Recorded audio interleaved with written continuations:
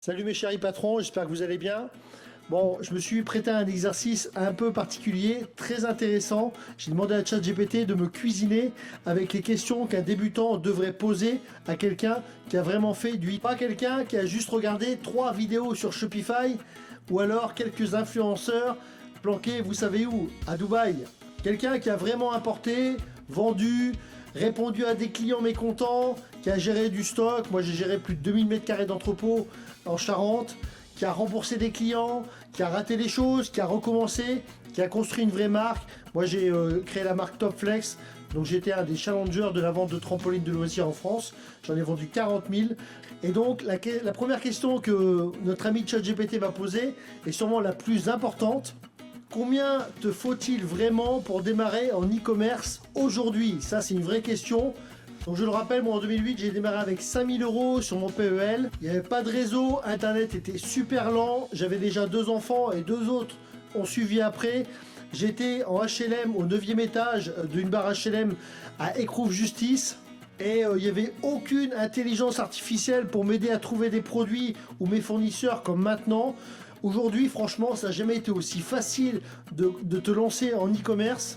Alors, ça n'a jamais été aussi facile de se lancer, mais ça n'a jamais été aussi facile de cramer ton argent au mauvais endroit. Attention! Donc, dans cette vidéo, je vais te donner une réponse vraiment 100% terrain.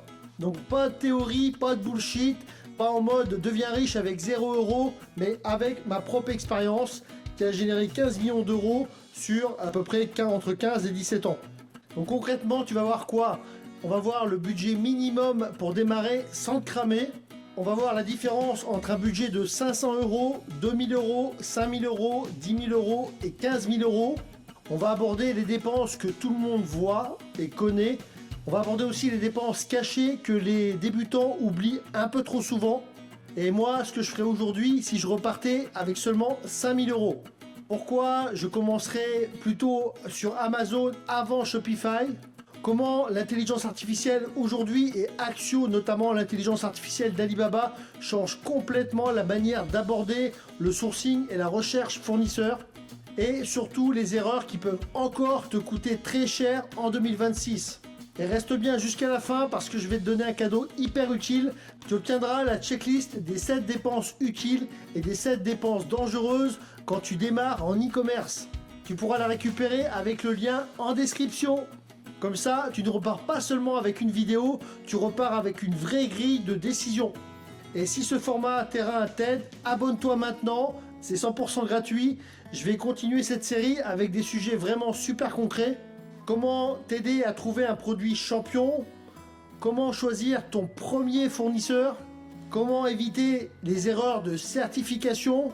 Comment utiliser l'intelligence artificielle sans te raconter des histoires? Moi, je vais te montrer l'IA appliquée à ton business. Bon, si tu découvres cette chaîne, moi, c'est Ludovic. Ancien repris de justesse ou de justice, j'ai été gardien de prison pendant 18 ans. J'ai mené parallèlement une carrière d'entrepreneur importateur de trampolines de loisirs en pur autodidacte. J'ai démarré au 9e étage d'une tour HLM avec une conviction que j'allais pouvoir changer de vie en important de Chine et en vendant en ligne. Et vraiment, ça a été le cas. Au bout de 3 ans, j'ai pu acheter mon premier pavillon et sortir ma famille des HLM grâce à ça. J'avais déjà 3 enfants et le commerce pour moi ça a été merveilleux, comme la découverte d'Internet en général. Avant de monter ma marque principale, j'avais déjà fait des essais de vente en ligne dans les années 2000. À l'époque, au début c'était pas trop Amazon, c'était plutôt eBay et j'étais même devenu power seller. J'ai ensuite lancé une vraie activité avec 5000 € sur mon PEL pour commencer à importer des plateformes vibrantes. Je vais t'expliquer ça un peu plus loin. Donc j'ai aussi construit une vraie marque de trampoline de loisirs que j'avais nommée Top Flex. J'ai donc importé durant ma carrière de plus de 200 containers maritimes. J'ai aussi géré un entrepôt de 2000 m². J'ai vendu via Decathlon et GoSport et on a été sélectionné pour les fournir en direct. Nous avez commandé à peu près 1500 trampolines en direct. Et donc globalement, en pur autodidacte, j'ai généré 15 millions d'euros de chiffre d'affaires. Donc ici, on ne va pas parler du e-commerce comme d'une interface Shopify ou d'un simple outil IA. On va parler de cash, de stock, de fournisseurs, de marge, de clients et d'erreurs qui peuvent coûter très cher. Donc ma réponse courte est celle-ci. Avec 5 000 €, on peut commencer, mais il faudra être très très prudent. Avec 10 000 €, tu commenceras à être beaucoup plus confortable. Avec 15 000 €, on pourra démarrer beaucoup plus sérieusement. Maintenant, attention, quand je te dis 5 000 €, je ne te dis pas tu achètes n'importe quoi, tu fais ta boutique et c'est parti. Non, 5 000 € c'est le minimum pour tenter un vrai lancement propre sur un produit pas trop cher avec une méthode, une formation et quelques échantillons, un petit stock, un minimum de marketing et une petite réserve pour les erreurs. En dessous, tu peux apprendre, tu peux tester, tu peux te former. Mais lancer une marque e-commerce sérieuse avec moins de 1 000 €, franchement, non. Si je te disais ça, ce serait vraiment du mytho et je te mentirais.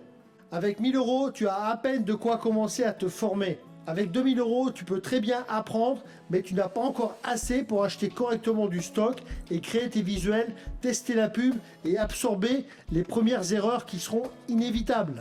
Si je devais faire 3 niveaux, je dirais premier niveau, 5 000 € minimum. Avec ce niveau d'engagement, là, tu dois être très très intelligent.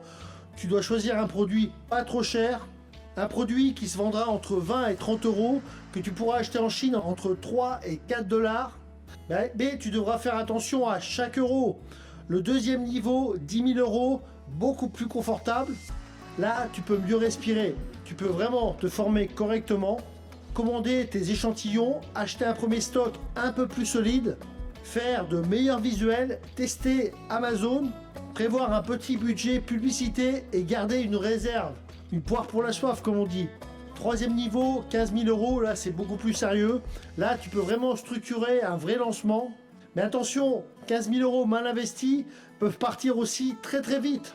Le danger quand tu as plus d'argent, c'est de croire que tu peux compenser l'absence de méthode avec du budget. Et ça, c'est complètement faux.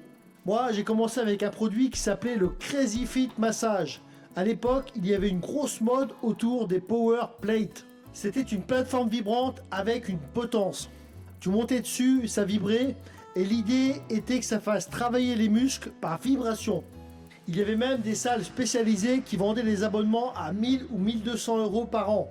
Moi, j'ai simplement regardé ça et je me suis dit, pourquoi quelqu'un paierait un abonnement si on peut lui vendre une machine à la maison ? J'ai cherché l'équivalent chinois et j'ai trouvé le Crazy Fit Massage.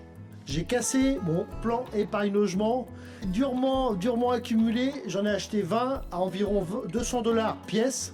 J'ai payé le transport, la douane, les frais en micro-entreprise et je les ai revendus environ 500 € pièce.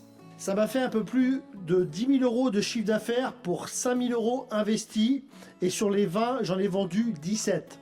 J'en ai donné une à ma belle-sœur parce qu'elle m'avait aidé à recevoir la marchandise. Et j'en ai une qui est tombée en panne, donc j'ai dû faire un SAV. J'en ai gardé une aussi. Donc j'ai été à l'équilibre, j'ai réussi à gagner de l'argent dès le début. Mais surtout, j'avais validé quelque chose. Je pouvais acheter, importer, vendre, livrer et encaisser. Et au début, c'est ça le vrai objectif. Ce n'est pas de devenir riche sur la première commande, c'est valider la chaîne. La première commande ne doit pas avoir pour objectif principal de te payer. Elle doit d'abord valider le produit. C'est pour ça que moi je recommande toujours de te lancer en e-commerce en side project à côté de ton boulot existant, de surtout pas quitter ton boulot ou alors peut-être de profiter d'un chômage pour te lancer et toujours en sécurité, d'accord ? Cette première idée, elle te sert à valider le fournisseur, le transport, la réception, les visuels des produits, financer le marketing, réaliser ta première fiche produit, assurer la livraison des produits, gérer les premiers avis clients et surtout regarder ta vraie marge réelle. Au début, tout ce que tu gagnes doit quasiment repartir dans le business. Tu recommandes, tu améliores, tu testes, tu corriges. Le piège, c'est de croire que le premier stock doit déjà te sortir un salaire. Non, le premier stock doit t'acheter de l'information. Si je devais repartir aujourd'hui avec 5 000 €, je ne ferais pas exactement comme en 2008. À l'époque, je suis allé sur des produits chers et plutôt one shot. Aujourd'hui, je chercherai plutôt un produit moins cher. Plutôt déjà une niche existante, un besoin constant, un produit que je peux améliorer. Idéalement, une gamme avec, et si possible, un abonnement. Parce qu'un client qui achète une fois, c'est bien, mais un client qui revient, c'est beaucoup plus fort.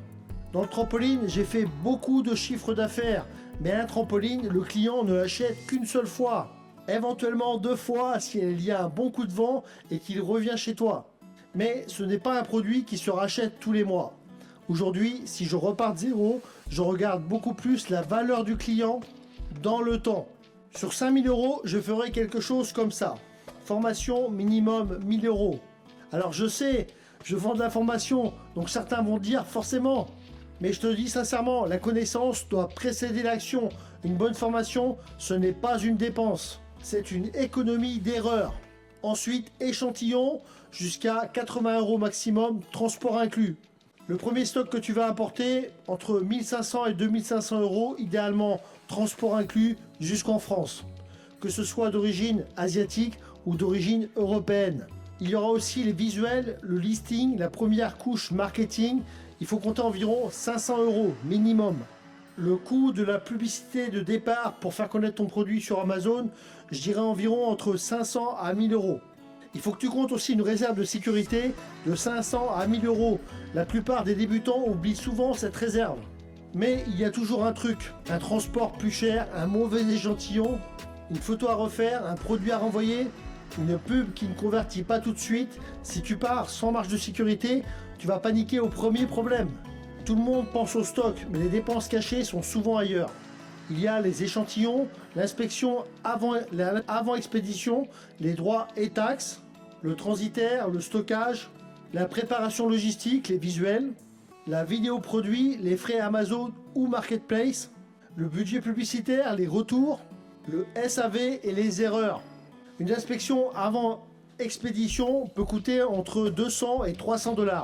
Mais si elle t'évite de recevoir un mauvais stock, c'est l'un des meilleurs investissements possibles. La pub aussi est souvent oubliée. Les gens pensent, je vais faire mon site et le trafic viendra. Non, ça n'est pas comme ça.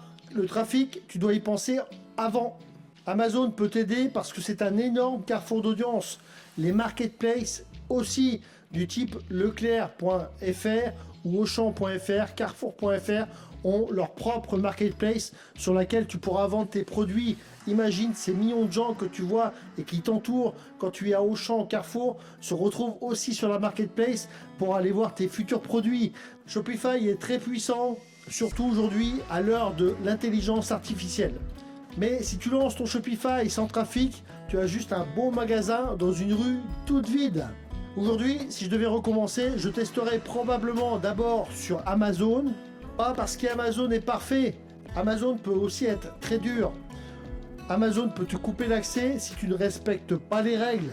Mais Amazon a déjà le trafic pour valider une offre, un produit, une fiche, des visuels, une promesse. C'est très très puissant.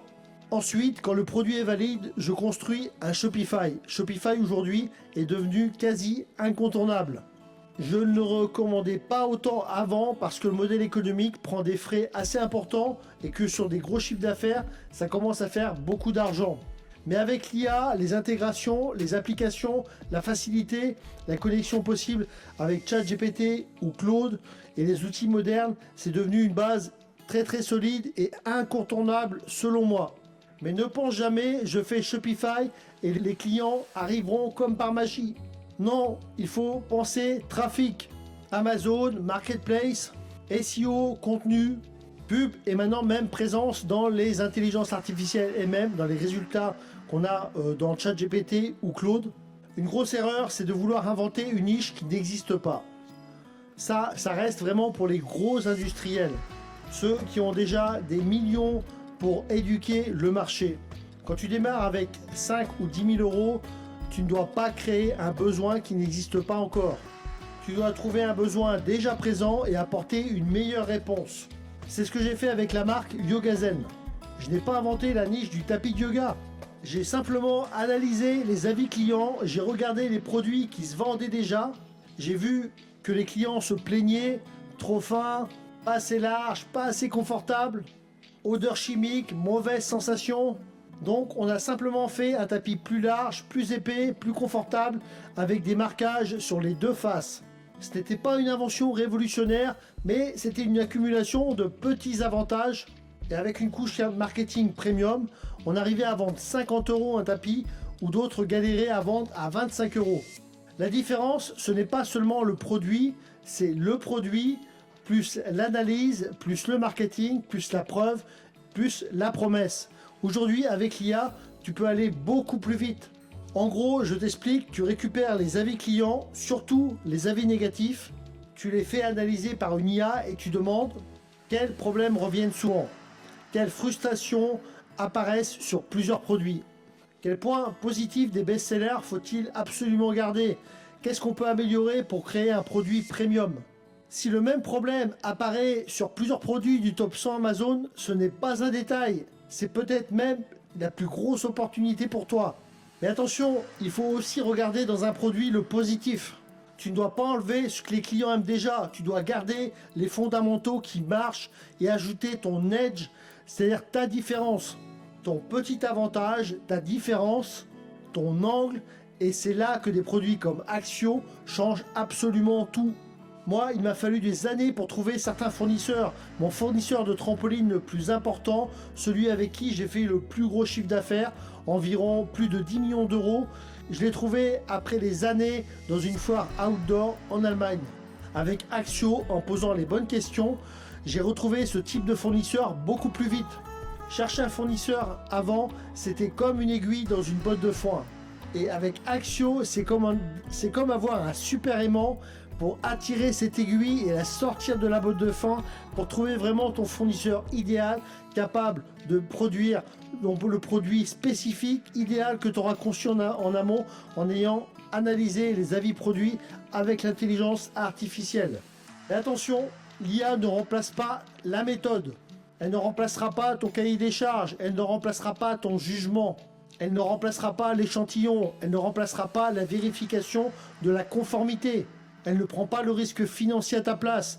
Axio est très puissant pour trouver une shortlist de fournisseurs, certes, mais c'est toi qui dois savoir ce que tu veux. Plus ton cahier des charges est précis et plus l'outil devient puissant. Et je vais te dire pourquoi je suis assez lourd avec la vérification. Ma plus grosse erreur, c'est une histoire de certification. J'ai dû rembourser environ 60 000 € parce que je n'avais pas correctement anticipé une certification applicable. Et ceci à mes débuts en 2012. Je te raconte brièvement, j'avais fait mon premier container de trampoline fin 2011. Début 2012, comme ça avait bien marché la première fois, je mets en pré-vente un deuxième container. Et là, il s'est avéré, sur le premier container, il n'y avait pas de norme trampoline existante. Sur le deuxième, la norme était applicable. Et là, mon usine a été incapable de me produire la certification. Pourtant, les trampolines étaient aussi solides que ceux que j'ai vendus après. Et voilà, j'ai été bloqué en douane. Il a fallu que le container retourne en Chine. Ça a été un micro-traumatisme, mais je n'ai pas abandonné. Et derrière, j'ai fait 200 containers de trampolines. En France, comme tu le sais, on voit souvent l'échec comme un truc de loser.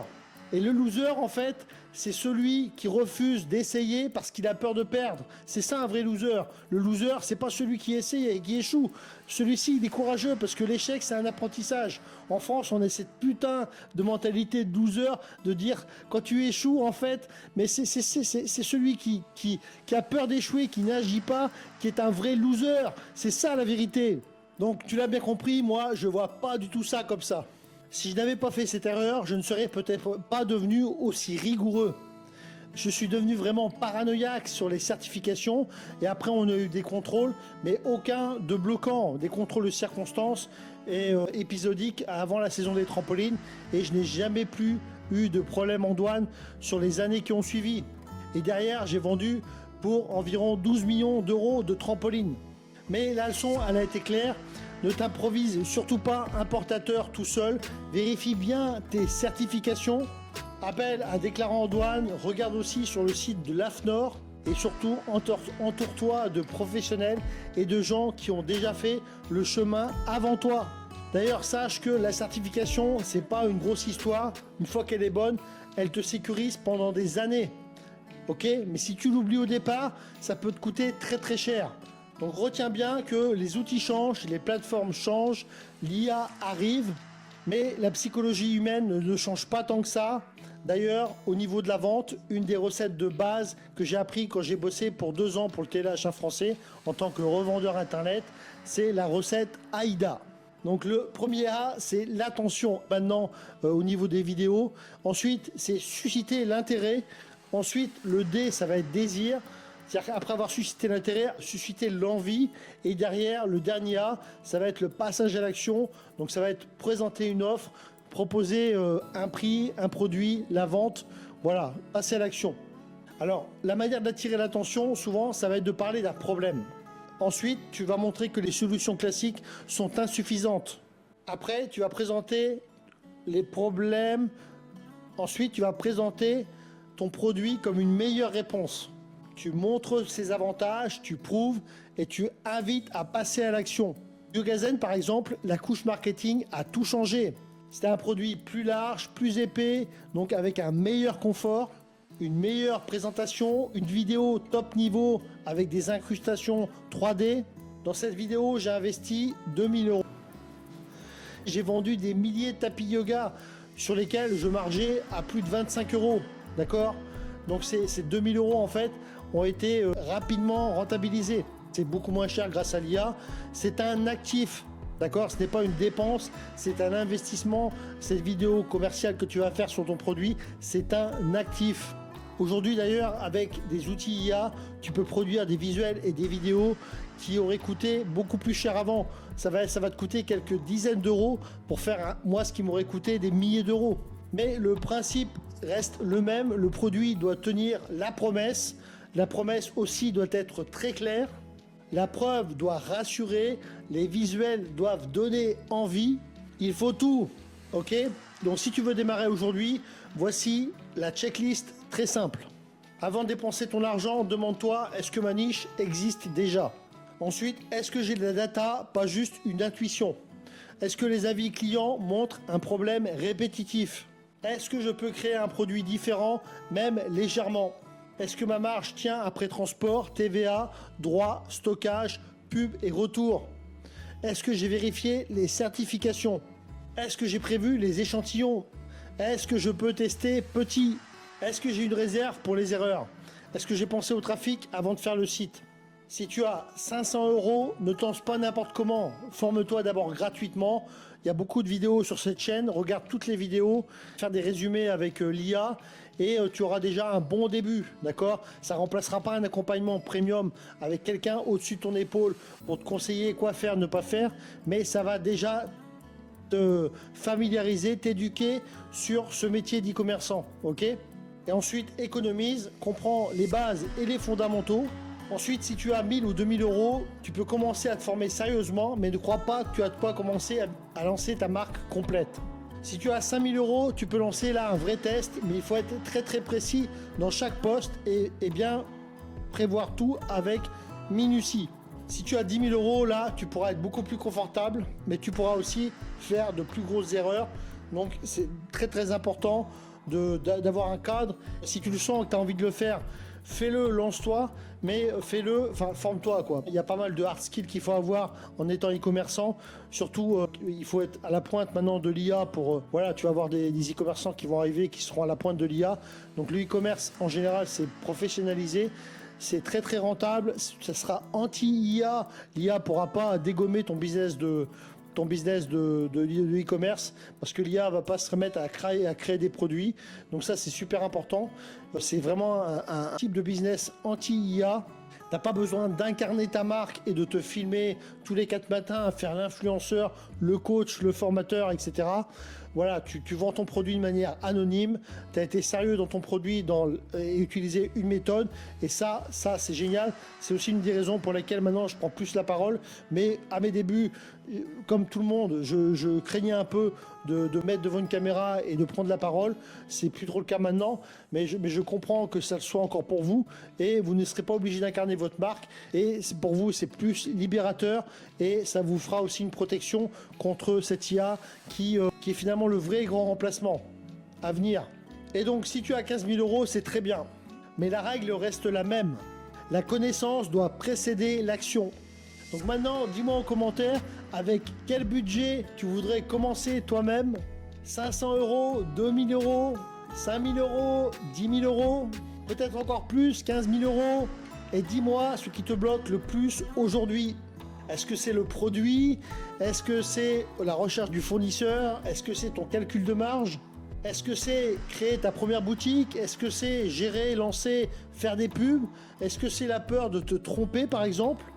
Alors je lis tous les commentaires et je prendrai les meilleures questions pour faire les prochaines vidéos et je répondrai à chacun des commentaires, de vos questions en commentaire. Donc je vous en remercie d'avance. Merci. Et si cette vidéo t'aide aussi, pense à t'abonner. Ça me permet de savoir que ce format concret sans blabla vaut le coup d'être continu. Et comme promis, j'ai préparé une checklist simple. Les 7 dépenses utiles et les 7 dépenses dangereuses quand tu démarres en e-commerce. Tu pourras la récupérer avec le lien dans la description. Je te demanderai juste ton email pour te l'envoyer. Comme ça, si tu veux, je pourrai aussi t'envoyer les prochains contenus utiles sur le lancement d'une vraie marque e-commerce. Voilà, je pourrais aussi te faire une petite vidéo sur mes 15 voyages en Chine. Je pourrais te raconter l'histoire du lancement de la marque de tapis de yoga YogaZen, l'histoire de l'erreur des 60 000 euros de certification, comment trouver un produit champion ou comment utiliser Axio pour trouver un vrai fournisseur. Et si tu veux aller plus loin, tu as aussi le lien en description pour demander un appel 100% gratuit e-patron avec moi en personne.